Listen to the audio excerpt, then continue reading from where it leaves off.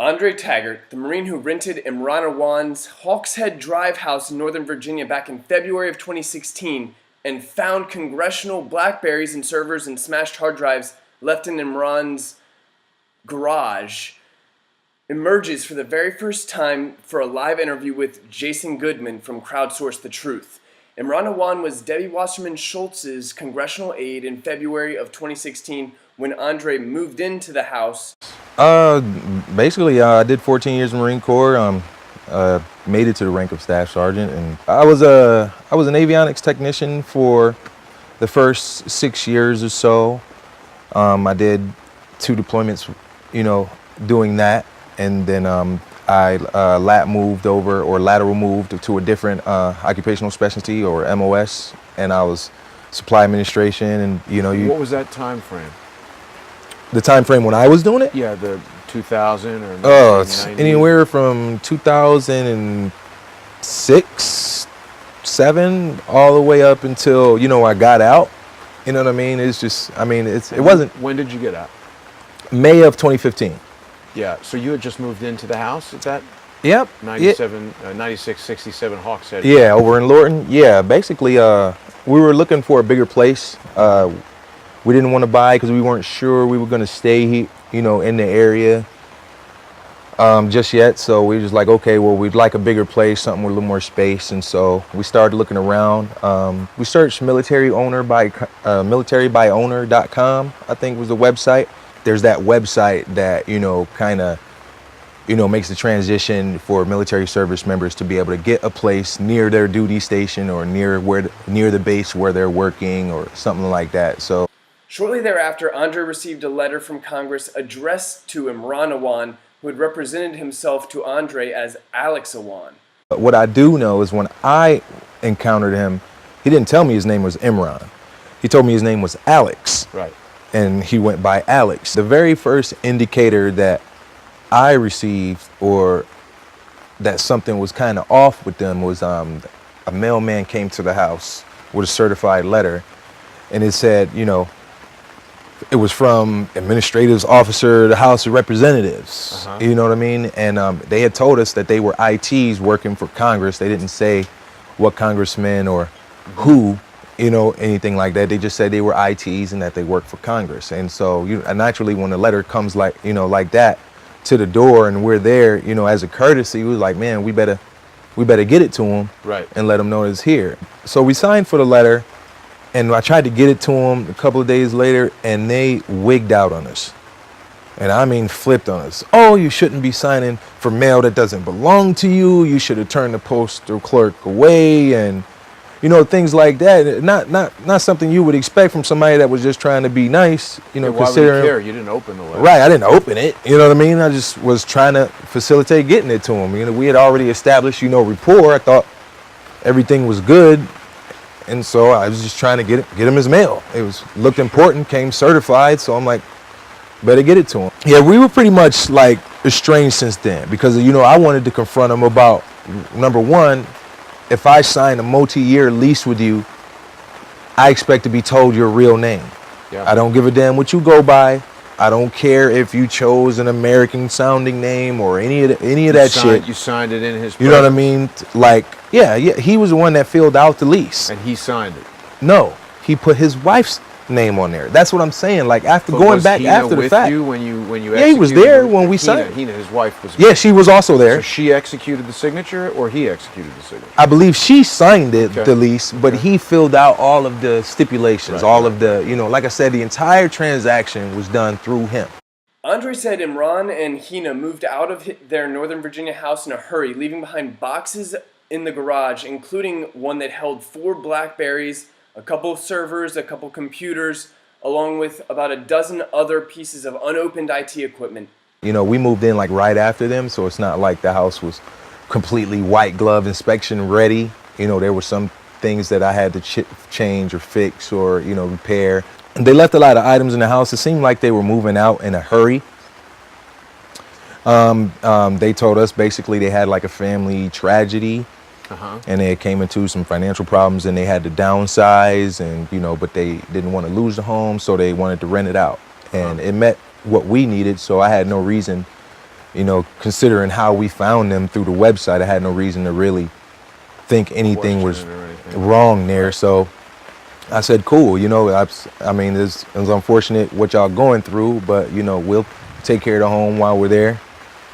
And, we'll move in. So we paid him the security deposit, first month's rent. But then we actually started going through all the things and trying to get his stuff out that we didn't want, and so we can put our things in place. So the blackberries, the laptops didn't seem that strange to you that they would be... Well, the blackberries and the laptops I didn't discover until I was going through the garage, because he left a lot of just stuff in the garage, and I got my own stuff I want to put in the garage. I want my junk in there. Get your junk out. You know what I mean? Right. And so I'm going through some things, and I came across some old blackberries and some IT equipment. It was like toner, wireless printer servers, remote wireless printer servers, routers, just IT equipment. There's been a lot of scrutiny around the specific number of laptops and blackberries that were there in the garage. Oh, well, I didn't count them and lay them all out and inventory them and categorize them and log them, and put them on my shelf somewhere.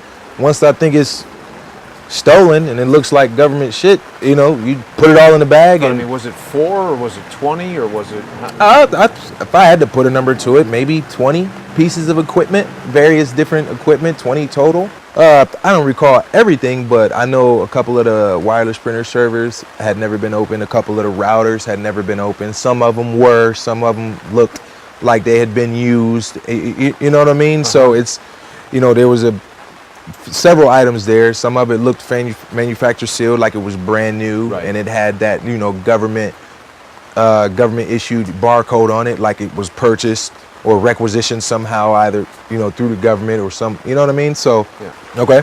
How many blackberries would you say approximately? I recall at least 3 or 4 phones, 3 or 4 blackberries. The phones were old though, right? The phones had been opened, or they were sealed and packaged? Yeah, no, they were all in service at one point. You could tell. But no boxes. Yeah, there was no brand new box. They were all in service at one point. I don't know if he intentionally hid it or not, but it just looked like it should be turned in. So that's what I did. Were they functional? Did you turn any of them on? Nope. I barely wanted to touch them. Because you realized this is government stuff. Yep. I touched them just as much. You didn't photograph them or anything like that? No. None of that. Not my lane. Again, government equipment, take charge of it, turn it in. Right. No, don't founder with it, don't turn it on, don't try to use it. It went from not maybe, definitely I should turn this in. You know what I mean? Because it was in my possession. Right.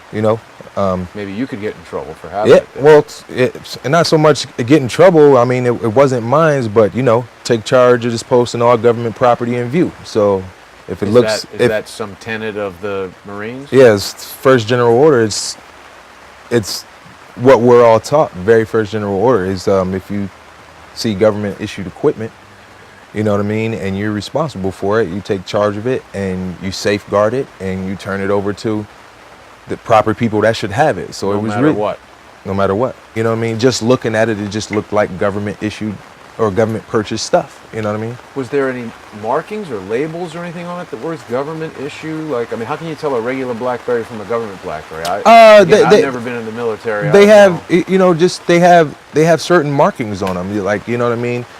They have certain markings as a way to track. The government tracks all serialized items, controlled items, things that cost money. That's how they keep accountability of it. You know what I mean? What kind of marking though? Like a sticker? Yeah, kind of like a placard. You know what I mean? Just like a or something. Yeah, like a government issued placard. They were blackberries. If you issued, people, in your command needed a government phone to contact to conduct business or correspond. Commands. Commanding officers, sergeant majors. They just when they you were get in government the Marines, phones. Did they issue you a BlackBerry? No. I was a staff sergeant. They were really required a phone. No, not at all. But I have seen, government issued phones in the hands of, the commanding officer, people who are coordinating and, facilitating, taking care of the Marines and, always operations. BlackBerry. Yeah, operations types. Communications. Always use BlackBerries when you've seen them? when I saw back when I was dealing with it, yeah, everybody was, it was a government BlackBerry. That was kind of like standard issue for, the command element to get, and it looked like, government requisitions type stuff, something that the government would purchase, for everyday, office operations, from the barcodes that I seen on them. At being a supply marine, you just kind of know that stuff when you see it. He didn't think much of the tech devices, which had congressional markings, until investigative reporter George Webb knocked on the door and asked about the equipment in April of 2016. You move in February. George shows up April 10th, I think he said. Yeah, somewhere around there. And then he gave me even more scoop about... Had you ever heard of him before that? George Webb? No, not at all. He just knocked on the door one evening. He was the first, like, oh shit, reporter just came to my house. Now let's really figure out. Now I'm about to read all about this asshole, whoever he is. And then I had to basically went digging on my own to find out that, he was fired from Congress and currently under investigation for, stealing IT equipment. Right. And then I just found a bunch of fucking IT equipment in the garage. And so I'm like, so now, the highest level of government is investigating this dude and his wife and a couple other people in his family that also work down there. And I just found potentially stolen stuff, so now I'm upset. Once I found out, what he was fired for, what he was being investigated for, now I started to feel like, okay, he intentionally misled me, misrepresented himself. So, but it wasn't until you really saw these articles saying that this guy right, and so now... Where was that? That was Luke Rosiak? That was Daily Yeah, Calling. The only thing I can confirm at that moment was his name wasn't Alex. Right. He intentionally misrepresented himself, and he used a military website to do it. Right. And we found a bunch of potentially stolen equipment inside of the house. Obvious. You really didn't have any contact, or did you have contact? When's the last time you spoke to him? You're really the only person that we've interacted with who's actually had, personal contact with him. Well, he's my landlord. Yeah. I'm paying the dude rent. Right. You know what I mean? So how many months were you living there? I was only there from February up until May. We were out of there by June 1st. Wow. So it wasn't long. No. It wasn't long Not after, at all. when shit hit the fan, I got to do what I got to do. It was a pain in the ass to have to pick up and move again. Right. But at that point, that's all it was, and that's all I wanted it to be, was just an inconvenience that we had to get away from. But it did piss me off incredibly that he lied to me. Yeah, he sure. intentionally exposed intentionally exposed my family to whatever bullshit that he was going through. He totally didn't care that he was doing it. You know what I mean? So now I'm dealing with somebody that ain't got no kind of morals. You know what I mean? No regard for the next man and his family. You know what I mean? So now the more and more I'm thinking about it, the more and more angry, I see you I'm getting becoming. angry right now. Oh yeah, So let's take it down a second. Andres answered a few phone calls from reporters, but he's been reluctant to enter the national spotlight on this historic case until today, when Andre sat down for this fantastic interview with Jason Goodman. Well, he was the first one to really knock on my door and really put me on to what was going on with Imran and his family. So that was kind of good. So that was a good thing. You know what I mean? But at the time, I wasn't feeling any kind of media or cameras. And we are just days away from the preliminary hearing of Imran Awan and Hina Alvi's mortgage fraud trial. Mortgage fraud is just the tip of this massive iceberg here. George Webb, the investigative reporter, has found evidence linking Imran Awan to Pakistani ISI, their intelligence organization. There's now an open FBI investigation into whether or not Imran Awan sold classified information to Pakistani intelligence agencies. How in the hell does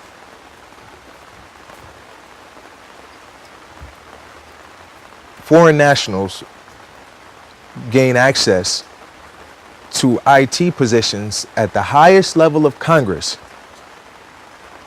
You know what I mean? And somehow to where they could have been compromised. And not just him, but his wife, his brother, his wife. You know, it was like a whole group of them, like a whole syndicate of them, you know, all supporting Congress. how is that possible? If, I'm like, I've been in the Marine Corps a lot of years. I understand that there's a process that, they vet people for security clearances and all of that stuff. So how is it that, first of all, how did they get those jobs over equally qualified American citizens? That's the first question. Well, how were they in a position to gain that level of access to congressional correspondence? Right. You know what I mean? So, and here's the thing. I think it's like a trickle-down effect. Had those positions been given to equally qualified Americans who we tell their whole lives to go to school and get their education so you can get that job and accumulate hundreds of thousands of dollars in debt, and then you still give the job to the foreign national. And I don't want to sound like a bigot or anything. I'm not. I'm just saying that maybe if those were American citizens in those support positions for Congress, this is less likely to happen, because an American citizen, you can vet all the way back to kindergarten. You have no way of knowing who you're dealing with if you outsource that type of support. You know what I mean? The fact of the matter is, these dudes, in my opinion, had access to congressional files because someone allowed them to. Right. You know what I mean? And if they're, and so my only wish that I would like to see is that, number one, the people that facilitated these assholes getting that close to, being able to hurt us as a people in this country, period. Your fellow Marines included. Yeah, exactly. I would like to see them, held accountable. The people responsible, the people that were aware of it, the people that, I just want to see them held accountable. And I also want to see procedures implemented to ensure that this never happens again across the entire political spectrum. The opening hearing for this trial is happening Friday. The main goal of the prosecutor, Attorney General Marina Stevenson, should be to subpoena the data from those devices so we can get to the bottom of the spy ring in Congress. The servers will tell us two things: which congressman's information was compromised and where Imran Awan sent the hacked data. The hearing, the pretrial hearing, is happening on Friday. Yeah. And have you been following George lately? There's a lot of, stuff. I haven't. I haven't been, man. I haven't. I only, I go to work. Right. And when I get home from work, I take my boys to football practice. Then, I might sneak in some homework for myself or spend some time with my kids, but I don't really have time for that. Well, the reason I bring it up is because, George has been very active in trying to make sure that Imran is brought to justice. Right now, they're talking about just charging him with bank fraud. And a lot of silliness. A lot of people believe that that's an effort to kind of, just slap him on the wrist and make this whole thing go away. Debbie Wasserman Schultz's brother is I believe he's a U.S. attorney, and he came out with a tweet saying that this whole entire prosecution of Imran is a nothing burger, which is potentially legally unethical move. There's a real movement afoot that feels like you being involved as a material witness. And yeah, I don't know where this term material witness keeps coming from. Well, because you interacted with him, you saw the equipment. You know more about this than almost anybody else. Yeah, but nothing burger, yeah. There's definitely something here, because, and again, I don't know what the motive was for him to try and dismiss, anything that I said or anything that I do, or even if who to dismiss for anybody. To say that it's a nothing burger is to suggest that you know everything about what's going on, and how could you if you didn't know what happened to me? If you didn't know, you know what I mean? That's exactly the reason why I think George and the people who really want to see Imran Awan brought to justice would like you to take an active role of, contacting the prosecution, or maybe just coming to the hearing on Friday. Is there any way that you could do that? Not my lane. Like I said before, but this is protecting the country from infiltration by. Oh, and don't get me wrong. And don't get me wrong. First and foremost, if I am subpoenaed, if I am asked in any way to participate in anything, I will be there. You know what I mean? First and foremost. You know what I mean? You don't stop being a Marine because you get out. You know what I mean? So please understand that. But until that happens from someone with the authority and position to do so, I'm going to work. What would you like to see happen to Imran? I'd like to see that crook go to jail. after I slapped him in his face a couple times. I think there's a couple of people that were taken advantage of by him. Not just him, the people that he's affiliated with him. And like I said, it's a domino effect. Had somebody did what they were supposed to do up top, then maybe Imran is not eligible for that position. Maybe those jobs go to deserving Americans who deserve to be there. I don't care what race you are, but if you're qualified and you're an American and you want to work in government, I think you should get first dibs on any government position that opens up. You know, stop outsourcing stuff and putting yourself in a position where you can be compromised. If you don't want anybody to see your dirty emails, you know what I mean? Stop putting people in a position to compromise and blackmail you. I want to say thank you to Andre Taggart. I saw the interview just now. I think it's exactly what I've been wanting since day 201. Andre Taggart, with 1 hour, just destroyed the prosecution's case. It's not only negligence now, it's not only obstruction of justice, but you really start having to look at conflict of interest, of malfeasance. We're going in beyond malpractice now into malfeasance. It looks not like now it's intentional. I think I'm right. The main facts, I think Andre Taggart just bore them out. So maybe this was my chance to do something for my country. Maybe not. Who knows? Andre Taggart, I think, did more for America today than anybody. It wasn't a deposition, but it certainly is something that you could play to the jury now very easily. I wouldn't get up and say one word now. I'd say, Your Honor, have you heard the testimony of Andre Taggart? Before I get up, this is a person who dealt directly with him in a business dealing. Have you heard this tape, Your Honor? You saw history right there. When is the last time we had aspiring in Congress? They know the NSA has the traces that are coming from the server, Imran's server at that house. They know they're going to the Clinton Foundation in New York. Now the ball moves. Now the story moves to Marina Stevenson, Navy officer.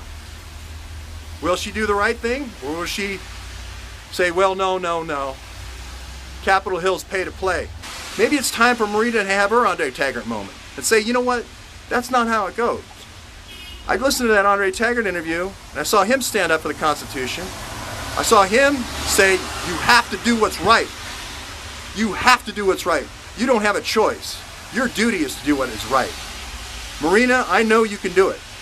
I know you can step up right now, pick up that phone, and call Andre Taggart and get him in front of that judge.